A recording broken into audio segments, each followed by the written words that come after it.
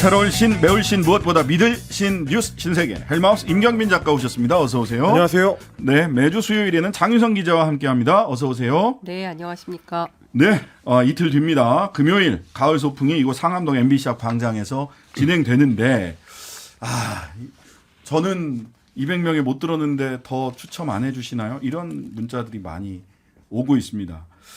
오셔도 됩니다. 저희가 오늘 하나 부탁을 좀 드리려고 하는데요. 몇 분 정도 추가로 오실지 저희가 가늠이 안 돼요. 더 오셔도 되거든요. 그러니까 200분에게는 깔판, 그다음에 핫팩, 그다음에 무릎 담요. 갑자기 내일 추워진다는 소식이 있어서 이런 걸 제공을 해드리는데 거의 평창 올림픽 3종 세트 수준이네. 아유 그때같이 추우면 안 되고요. 예, 그런데 나머지 분들은 또 오시면 그 근처에서 저희 상암동 그 MBC 앞 광장 굉장히 넓습니다. 예, 오셔도 되고요. 다만 나는 금요일에 갈 거다 혹은 가보려고 고민 중이다 하시는 분들 짧은 건 50원 긴 건 100원이 드는 문자번호 샵 8001번 혹은 무료인 스마트 라디오 미니 그리고 유튜브 채팅창 통해서 저 갈 거예요 이렇게 의견 주시면 저희가 금요일 공개 방송 준비할 때 200 플러스 알파의 규모가 어느 정도 될까? 우리가 그러면 오디오를 어느 정도 더 충분히 준비해야 될까? 또 혹시 플러스 알파로 준비해야 될 또 다른 이 물건들은 뭐 없을까? 이런 것들을 잘 가늠해 볼 수가 있습니다. 이 두 분도 금요일 날 다 출연을 하실 건데요. 열심히 준비하고 있으니까요. 이런 좀 플러스 알파를 저희들이 가늠해 볼 수 있게 의사 표시를 변호사라 또 법률 용어가 나오네. 의사 표시를 좀 해주시면 좋겠습니다. 오세요. 그냥 오시면 됩니다. 네, 그렇습니다. 광장 꽉 찰 것 같아요. 예, 가능하면 많은 통행이 분들 불편할 오시고. 정도로 꽉 차지 않을까 싶습니다. 네, 기다리고 있겠습니다. 자, 오늘의 뉴스 바로 만나보도록 하겠습니다. 대통령이 만난 김한길과 김기현 2기 지도부 어떤 얘기 들어갔나요? 자, 어제 일단 청와대 영빈관에서 모임이 있었는데 대통령을 비롯해서 여권 유력 인사들이 대거 참석하는 특별한 행사가 열렸습니다. 김한길 위원장을 비롯해서 국민통합위원회 위원들하고 대통령이 비공개 만찬을 가졌는데 이 자리에 김기현 대표를 비롯해서 국민의힘의 당 사역, 그러니까 대표, 원내대표, 사무총장, 정책위 의장까지 게다가 국회의 각 상임위원장들, 국민의힘 소속 상임위원장들하고 상임위의 간사들 그리고 부처의 장관까지 주요 인사 90여 명이 총 출동을 해서 국민통합위원회와 관련된 행사를 같이 한 겁니다. 이 자리에서 윤석열 대통령은 이제 국민통합이라는 게 어떤 가치를 기재로 해서 통합이 이루어지는 것이고 우리의 가치 기재라는 거는 결국 헌법 규범이다. 이렇게 이제 이야기를 하면서 국민통합위원회가 내놓은 정책 제언들을 굉장히 좀 강조를 했습니다. 여당과 내각에서 꼼꼼하게 읽어봐달라 별도로 당부를 했고요. 지난 8월 국무회의에서도 국민통합위원회가 만들어낸 중장기 대책이라든지 정책 대안을 각 부처에서 적극 반영해라. 이걸 서신으로 장관들한테 전달하기도 했었는데 그걸 어저께 다시 한 번 더 언급을 했습니다. 그만큼 지금 국민통합위원회에 힘을 싣고 있는 모양새고 수십 년 관료 생활을 한 내가 더 전문가니까 외부에서 가타부터 안 해도 내가 더 잘한다 이렇게 생각을 가져서는 국민통합을 하기 어렵다는 얘기를 대통령이 직접 강조하기도 했습니다. 그러면서 여기에 대해서 이제 김한길 위원장 같은 경우는 윤 대통령은 내가 본 사람 중에서 가장 지치지 않고 일하는 분이다. 국민통합위원들과 함께 그리고 당정과 협력을 더 많이 해서 더 깊게 어우러진다면 대통령의 성공에 큰 힘이 될 것이라고 생각한다 이렇게 화답을 했고요. 국민의힘 김기현 대표도 당에서 뒷받침하겠다 이 점을 또 강조를 했습니다. 자, 김한길 위원장 역할론이 부각이 되고 있습니다. 언론이 그렇게 쓰고 있죠. 언론이 네, 언론이 그렇게 쓰고 있고 사실 국회 주변에서는 김한길 위원장이 상당히 노력한다. 총리 또는 비서실장 같은 거를 한번 해보려고. 이런 소문이 돌고 있어요. 아니 원래 비대위원장, 혁신위원장 계속 이런 나오는데 얘기 나오더니. 근데 사실 그래서 제가 오늘 국민의힘 관계자에게 물었습니다. 네. 김한길 대표 역할론이 뜨고 있는데 사실이냐? 아니다. 확실히 아니다. 여의도에서는 예, 아니다. 예, 아니다. 왜 아니냐? 그랬더니 오늘 바로 대통령이 당 사역 따로 만났다. 그 의미를 예. 제가 여쭤보려고 했어요. 예, 그러지 이게 않아도. 바로 이거다. 그러니까 무슨 얘기냐면 김한길 뜨는 것에 대한 상당한 부담을 가지고 용산에서 바로 잡아 한 게 당사역 점심이다. 오늘 점심. 예, 그러니까 일종의 꼭 그렇지만은 않다라는 거를 그 이제 메시지로 내려고 하는 것이고요. 우회적으로 네. 강조를 한 거죠. 예. 그러지 않아도 네. 어제 다 만났단 말이죠. 네. 그런데 오늘 급하게 오늘 오전에 오찬이 잡혔다는 게 언론 보도예요. 그렇습니다. 급하게 당 사역과의 오찬이 잡힌 것. 그게 주는 메시지가 뭐냐? 그렇죠. 김한길 역할론이 지나치게 예. 부각되는 것을 용산에서 막은 거다. 그렇죠. 그리고 또 하나 이제 이런 거죠. 김한길 대표가 민주당에서 건너온 분이에요. 네. 예, 민주당에서 오래 그러니까 했고 국민의당을 거쳐서 건너왔죠. 아니 국민의당을 거쳤지만 본디 민주당에 예. 있었고 본인 스스로의 정치적 역할 가운데 노무현 대통령을 만든 것에 대해서 아주 자기의 큰 뭐 정치적으로 그 큰 뭐 역할이었다 이렇게 스스로 자임하시는 분이에요. 근데 네. 그런 분이 갔잖아요 국민의힘으로. 네. 그렇기 때문에 국민의힘에서 김한길 위원장에게 바라는 것은 일종의 확장성 같은 겁니다. 그러니까 네. 과거에 김한길 대표 시절에 함께했던 민주당의 소위 얘기하는 이제 중도 보수 쪽의 인사들을 국민의힘 쪽으로 모셔와서 이제 보수에서 중도 보수 쪽으로 확장할 수 있는 확장력 이런 거를 사실 기대하고 국민통합위원장에 앉힌 셈인데 지금 이분이 그 역할을 하겠냐. 그리고 대통령 지지율이 지금 숫자 말하면 안 되죠. 상당히 떨어진 가운데 과연 민주당 출신들이 김한길 대표 손잡고 넘어오겠냐. 이 가능성이 거의 없다. 그러면 네. 김한길의 역할론이라는 것은 사실 없는 것이나 마찬가지다. 그런데 무슨 김한길 그 위원장을 띄우겠냐 용산에서. 그래서 네. 언론들이 자꾸 그런 보도를 하니까 일종의 그 마사지용으로 오늘 점심을 잡은 것이다. 자, 그렇다면 그럼에도 불구하고 뭐 어제 문화일보 보도 엊그제 문화일보 보도 때문에 대통령 신당 창당론 네.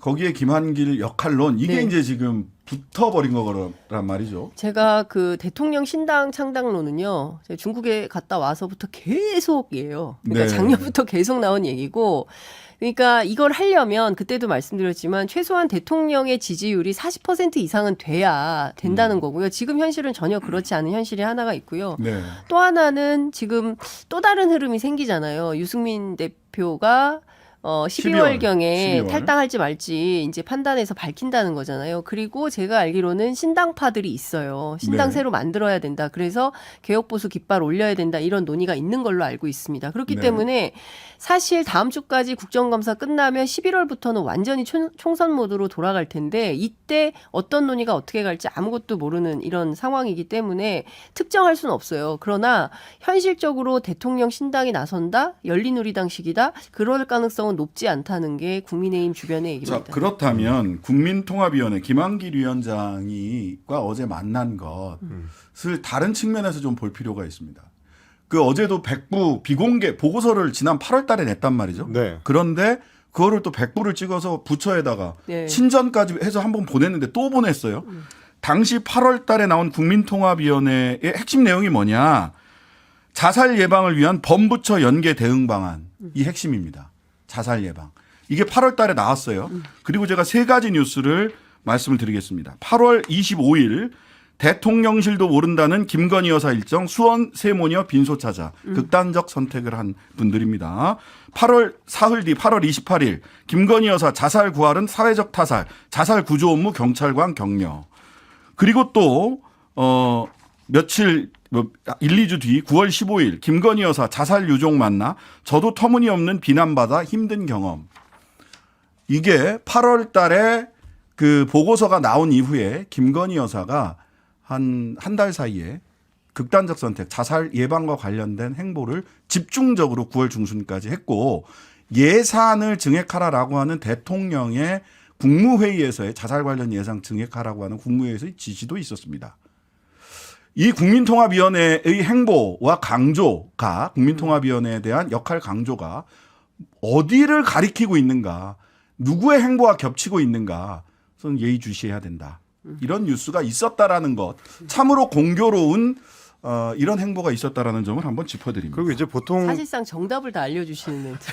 아니 그냥 저는 뉴스 검색한 거 그대로 말씀드렸습니다. 네. 흐름을 말씀하신 거긴 한데 뭐 이제 신당 창당에 더해서 저도 이제 여의도 쪽 주변 취재를 좀 해보면 보통 이제 대통령이 총선 직전에 신당 창당을 할 때는 최소한 뭐 소위 이제 좌우의 어떤 중간쯤에 위치를 잡고 거기서 이제 좌우 세력을 아우르는 어떤 모양새를 잡으려고 하는 게 보통 신당의 방향성이기 마련인데 지금 이제 여의도에서 나오는 특히 여권 중심으로 나오는 얘기는 대통령의 현재 포지션이 오히려 국민의힘 내에서도 가장 오른쪽에 가깝기 때문에 그렇죠. 신당을 창당했을 때 소위 중도 소구력을 만들기 더 어려워진 국면이다. 그렇다면은 뭐 김한길뿐만 아니라 누가 움직이더라도 대통령발 신당을 지금 이 기간에 띄우기가 쉽지 않을 것이다. 뭐 이런 전망들이 좀 많은 것 같습니다. 자, 국민의힘에서는 다음 주에 혁신위원회를 출범한다라는 계획인데 인선에 난항을 겪고 있다 이런 소식이 전해졌습니다. 네, 그런 보도도 좀 나오고 있습니다. 일단 오늘까지 확인된 거 이거는 이제 윤희석 수석 대변인이 선임 대변인이 직접 밝힌 건데 다음 주에 당 혁신위원회를 출범을 시키고요.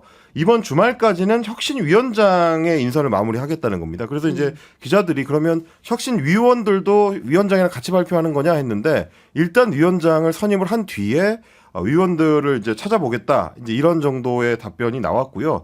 일각에서 지금 거론되고 있는 게 이제 정운찬 전 국무총리. 네. 역시 MB 정권 때 국무총리를 지낸 인사인데 혁신위원장 후보군에 오르내린다라는 얘기가 도니까 그것도 이제 기자들이 물어봤는데 윤희석 대변인 같은 경우는 공식 확인을 해주지는 않았습니다.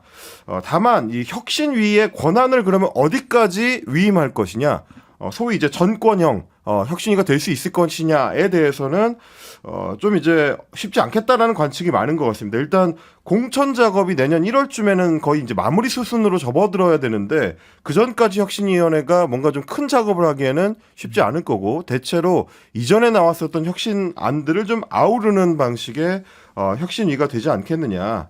그래서 이제 기한 자체도 좀 짧게 잡을 수밖에 없다. 이런 관측들이 많습니다. 예, 잠시 후 3부에서는 이 회의에 같이 혁신이 관련된 논의를 했던 윤희석 선임 대변인, 그냥 대변인이었었는데 선임 대변인으로 이 김기현 2기 체제에서 새로 선임이 되셨는데요. 선임 대변인에게 직접 물어보도록 하겠습니다. 관련해서 제가 취재한 게 있어서 좀 네. 설명을 좀 드리자면 그 정운찬 혁신위원장 맞냐? 그래서 당 관계자, 핵심 관계자에게 확인을 했는데 네. 답변이 너무 재밌어요. 네. 뭐라고? 우리 그렇게 후지지 않아요. 아유, 왜 정운찬 전 총리를 왜 의문의 일패를. 그리고 지금 사실 밭글 형태로 뭐 이제 여러 가지 그 지라시가 다니고 있는데요. 네. 지금 정운찬, 김병준, 안대희 이렇게 세 분 정도가 리스트로 돌아다니고 있는데 지금 당 핵심 관계자는 아니다. 그리고 누군가를 유력이라고 할 수도 없는 단계고 이런 표현이 적절한지는 모르겠지만 모집 중 예, 작업 안 끝났다라는 것입니다. 그래서 지금 여기까지 진도가 안 나갔는데 언론이나 뭐 이런 데서 너무 이렇게 사람 중심으로 앞서가는 것 같다라는 얘기도 하고 있습니다. 네. 오랜만에 듣네요. 안대희. 네. 예. 근데 사실 이제 그분들의 이름이 거의 이제 대법관 출신이거나 국무총리 출신이거나 뭐 이런 급이기 때문에 비대위원장도 아니고 혁신위원장을 그것도 아주 단기에 짧은 혁신장을 맡기에 격이 맞느냐 뭐 이런 얘기들도 있을 수 있을 것 같습니다. 네. 그리고 권한 이런 부분도 정리가 안 돼 있잖아요. 뭐 그렇죠. 전권형 혁신위원장도 아니고 현재. 예. 근데 이제 알겠습니다. 이런 평가가 나온다는 게 참 그렇죠. 예. 한편 오늘 앞으로 그 민주당 비판 네. 덜 하겠다라고 이제 국민의힘 쪽에서 밝혔는데 이재명 대표에 대한 비판은 덜 하지 않았던 것 같습니다. 네. 어떻게 보면 이제 그 선언의 첫날이라고 할 수 있겠는데 장해찬 최고위원이 이재명 대표의 경기도지사 시절에 있었던 소위 법인카드 유용 의혹과 관련해 가지고 제보자인 조명환 씨를 이제 국회에 함께해서 기자회견을 했습니다. 공익 제보자가 국정감사에 참고인 자격으로 출석하기로 예정돼 있었는데 이재명 대표의 이 공금 횡령이나 갑질이 주목받는 게 두려워서 민주당 국회의원들이 국감 출석을 막았다. 이게 지금 장해찬 최고위원의 주장이고요. 제보자인 조 씨도 기자회견을 하고 나서 제가 겪은 뭐 치졸한 세금 횡령, 부패 행위 등에 대해서 정확하게 얘기를 하고 싶었고 공익신고자로서 겪었던 일들 그리고 감내한 일들을 국민들에게 좀 더 알리고 싶었다. 이렇게 주장을 했습니다. 이걸 네. 왜 장해찬 최고위원이 기자회견을 했죠? 해당 상임위원회 간사가 그러니까요. 기자회견을 하는 게 정상적인 거거든요. 확인해 드릴게요. 예. 취재를 했습니다. 아, 역시. 네. 그러니까 이게 정무위예요. 국회 네. 정무위 사안이고 네. 증인 채택과 관련해서는 여야 간사간 합의로 결정을 그러니까요. 합니다. 그래서 그러니까 민주당은 김종민 의원, 그다음에 국민의힘은 윤한홍 의원이에요. 네. 그래서 양 간사간에 이미 이제 합의를 한 거예요. 어떤 증인을 어떻게 부를 거냐. 그 중에 한 사람이 누구냐면 이 조명현 씨라는 분인데 네. 이분을 처음에 어떻게 소개를 했냐면 권익위 관련된 내부 피해자다. 이렇게 이제 확인이 된 거예요. 그래서 두 양당 간에 이제 간사간 합의를 할 때, 권익위 안에 뭐 무슨 내부 피해자가 있나 보다. 그럼 좋아요 하고 받은 겁니다. 그런데 이 내용이 이 권익위 관계자 내부 피해자 누구야? 조명현 누구야? 이러면서 이제 보좌진들이 찾기 시작한 거예요. 찾아봤더니, 이 양반이 그 법카 그 제보자라는 것이 이제 확인이 됐고, 네. 당시에 상당한 논란이 있었던 게 사실인데, 그 국회 정무위 안에 룰이 있는데 그 룰이 뭐냐면 정무위의 특성상 정쟁은 자제하자. 그래서 참고인이나 증인이나 이런 걸 서로 채택할 때 정치적으로 정쟁거리가 될 만한 사람들은 부르지 않는 게 원칙으로 여야 간 정해져 있다는 거예요. 그래서 네. 그거 관련해서 김종민 의원이 내가 잘 몰랐다. 이런 사람이면 미리 얘기를 했어야지. 어떻게 이럴 수가 있냐라고 윤한홍 의원한테 문제 제기를 한 거예요. 네. 그래서 윤한홍 의원이 아이고 저도 몰랐네요. 그래서 양 간사 간에 그러면 없던 걸로 합시다라고 하고 전혀 관계없는 국민은행인가 관계자를 증인으로 채택하고 마무리를 했다는 거예요. 네. 이게 이제 이 내용의 전체의 스토리의 핵심인 건데 어쨌든 국회 안에서는 지금 이제 이런 상황인 거고 국민들 입장에서는 아니 국회의원씩이나 되는 분들이 증인이 누가 오는지 확인도 안 하고 그냥 후루룩 합의를 해버렸단 말이야? 그러네요. 라고 비판하실 수 있는데 국회 안에 종종 이런 일들이 있습니다. 의외로 자주 일어납니다. 자주 일어납니다. 그 소위 네. 이제 간사진의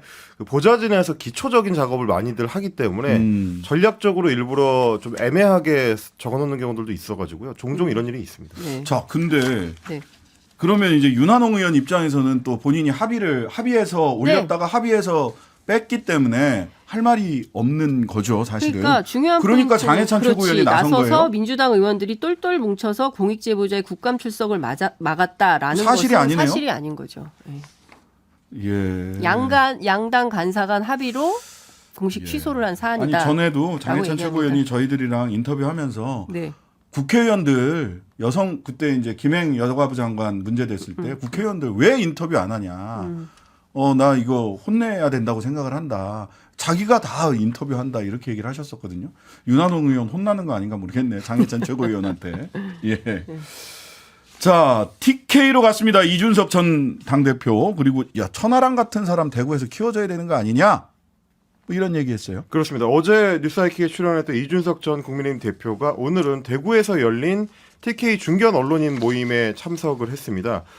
거기서 이제 수도권 선거 해법이 대구가 바뀌는 데 달려 있다. 뭐 이런 점을 좀 강조를 하면서 어느 쪽이 진짜 보수인지를 판별해달라는 식의 이야기를 했습니다. 특히 예로 뭐를 들었냐면 뻐꾸기가 다른 새의 둥지에 알을 낳아서 다른 새가 자기 새끼를 키우도록 하는 일명 그 탕란을 언급을 하면서 알에서 갓 깨어난 뻐꾸기 새끼가 본능에 따라서 알을 밀어내듯이 대구와 경북을 중심으로 한 강경 보수에게 구애하기 위해서 보수 진영에 참여한 지 얼마 되지도 않은 보수의 가치에 대해 오래 고민해오지 않은 사람들이 알을 둥지 밖으로 밀어내는 게 보이지 않느냐 이렇게 얘기를 했습니다. 이건 추정을 해보자면 사실상 내용적으로는 윤석열 대통령이나 혹은 그 주변의 인사들을 겨냥해 한 것이 아닌가 이렇게 해석될 수 있는 보수 진영에 참여한 지 얼마 안 되는 사람들이기 때문입니다.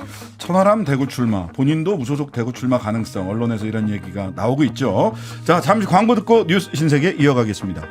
신장식의 뉴스 아이킥 김경빈, 장윤선 두 분과 함께 뉴스 신세계 이어가겠습니다. 이준석 대표가 아침, 점심, 저녁으로 방송에서 네. 보입니다. 그리고 대구에 가서 탕란 이야기하고. 아침 일찍 갔어요. 예, 어떻습니까? 이준석 대표의 요즘 행보. 제가 물어봤더니요. 그 최근에 기자들한테 전화 오는 양이 거의 당대표급으로 연락이 온다. 네. 당대표 대표급 일정이 생겼다라고 얘기를 하는 수준인 것 같아요. 그러니까 이준석 대표 입장에서는 그러니까 분명한 보수 정치와 보수 담론을 가지고 제대로 된 보수 정치를 한번 해보고 싶다 이런 욕심이 있는 것 같아요. 근데 그게 잘 구현이 안 되니까 네. 어찌됐든 다양한 경로를 통해서 다양한 방안을 모색하고 있는 것 같다. 근데 발언의 수위는 점점 세지고 있다.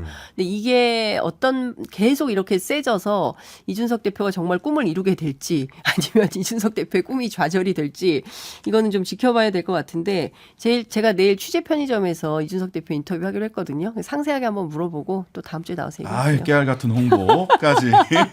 네. 네. 자, 오늘 윤석열 대통령이 헌재 소장에 서울대 7과학번 동기 이종석 헌법재판관을 지명했습니다. 그렇습니다. 그래서 야당에서는 또 친구 지명이냐라는 얘기를 당장 내놓고 있는데요. 기조의 변화나 소통의 강화, 그러니까 뭔가 좀 바뀌겠다라는 점을 대통령실에서는 계속 강조를 해왔지만 정작 인사에 있어서는 여전히 윤석열 대통령이 큰 변화가 보이지 않는다라고 말씀드릴 수밖에 없을 것 같습니다. 다음 달에 임기가 만료되는 헌법재판소장의 새로운 후보자로 이종석 헌법재판관을 지명을 했습니다. 지난 2018년에 국민의힘의 전신이었던 자유한국당의 추천 몫으로 헌법재판관에 지명이 됐고요. 헌법재판관 임기가 6년인데 내년 10월에 끝납니다. 그런데 헌법재판소장도 헌법재판관인 상태에서 임명이 되면 그 임기가 그대로 가기 때문에 혹여 임명이 되더라도 남은 임기가 1년여밖에 안 된다는 얘기이기 때문에 그 부분이 이제 앞으로 좀 논란이 될 것 같고요. 경북 출신이고 판사 시절부터 원칙론자로 꼽혔는데 현재 지금 헌재 내에서는 가장 보수 성향이 강한 재판관으로 분류가 됩니다. 화려합니다. 지난 7월에 재판관 전원일치 기각 결정이 나왔던 이상민 행정안전부 장관 탄핵소추 사건 때 주심을 맡았었고요. 2019년에 낙태죄에 대해서 헌법 불합치 결정이 나올 때는 합헌이라는 소수 의견을 낸 바가 낙태죄 있습니다. 합헌 의견. 그렇습니다. 그리고 국기 모독죄 이것도 굉장히 오래된 그 논쟁인데 여기에 대해서도 합헌 의견을 내놨고 전두환 추징법과 관련해서는 위헌이다라는 의견을 낸 적이 있고요. 고위공직자 범죄수사처의 설치에 대해서도 위헌이다 의견 냈었고 백남기 농민에 대한 경찰의 직사살수 행위 이게 위헌이냐 아니냐를 다툴 때는 각하해야 된다라는 의견을 낸 바가 있습니다. 아예 다룰 이유도 없다. 헌재에서 다루지 말고 헌재 문턱을 못 넘을 만한 일이다. 라고 얘기를 했어요. 근데 이거 헌재 문턱 넘어서 위헌이다라고 위헌 결정이 나왔던 겁니다. 지금 대통령실 고위관계자 이야기가 보도를 통해서 좀 전해지고 있는데 헌재소장 임기 6년인데 현직 재판관은 잔여 임기만 할 수 있기 때문에 이럴 경우에 임기가 좀 일찍 끝나는 문제가 생깁니다. 여기에 대해서 내년에 끝나요. 내년에. 그렇습니다. 대통령실에서 이 문제로 고민을 좀 많이 했는데 후보자를 찾는 게 지금 쉽지가 않고 임기 1년 남았지만 과거에도 그런 사례가 있었기 때문에 추진을 했다라고 답변했고요. 연임 여부는 아직 말씀드리긴 좀 빠르다. 그리고 윤 대통령 대학 동기긴 한데 그렇게 가까운 사이는 아니신 것 같고 동기라고 오히려 불이익을 받는 것은 좀 그렇다. 그보다는 이분이 헌재를 잘 이끌 소명의식을 보고 적합하다고 생각했다라는 게 대통령실 설명입니다. 연임을 지금 하는 건 빠르다라는 얘기는 적당한 시간이 되면 연임과 관련된 이야기를 하겠다는 예고 방송이죠. 이런 적은 없었습니다. 예. 그렇기도 하고요. 저는 윤석열 정부가 끝나면 국민들에게 어떤 단어가 뇌리에 남을까. 뭐 40년 지기, 친구, 뭐 이런 게 남을 것 같아요. 인사와 관련해서 사람이 없다는 얘기하고 그리고 전부 본인이 아는 사람들 위주로만 하는 거예요. 이렇게 많은 흠결이 있음에도 불구하고 이거를 흠결이라고 하면 이게 흠결이야라고 주장을 하지만 평범한 시민들의 입장에서 보자면 이렇게 숨이 턱턱 막히는 판결들이 있었던 겁니다. 이게 소위 얘기해서 대한민국이 어찌됐든 87년 민주화 항쟁 이후에 조금씩 진전해오고 발전해오고 진보해 왔어요. 그런데 그것을 계속 뒤로 돌리려는 역사를 만드는 것에 좀 아니다라는 판단을 하고 있음에도 불구하고 굳이 이런 분을 모셔서 헌법재판 소장에 앉히려고 한다면 이 또한 퇴행이 아니고 무엇이냐 이런 생각이 듭니다. 자, 중앙선거관리위원회 사무총장 김용빈 변호사 그리고 오늘 이종석 재판관 방송통신위원으로 임명한 이상인 변호사 그다음에 이완규 법제처장 감사위원 이미현 변호사 민주평통 사무총장 석동현 변호사 다 서울대 법대 79학번 대통령 동기들입니다. 대한민국 공직이 법대 79학번 동기의 기념품인가요? 7학번들이 다 해먹는. 대단한 79학번들이시다. 네. 뉴스 신세계 지금까지 헬마우스 임경빈 작가, 장윤성 기자였습니다. 감사합니다. 고맙습니다. 하루 종일 기다려지는 진짜 시사. 평일 저녁 6시 5분 신장식의 뉴스 하이킥.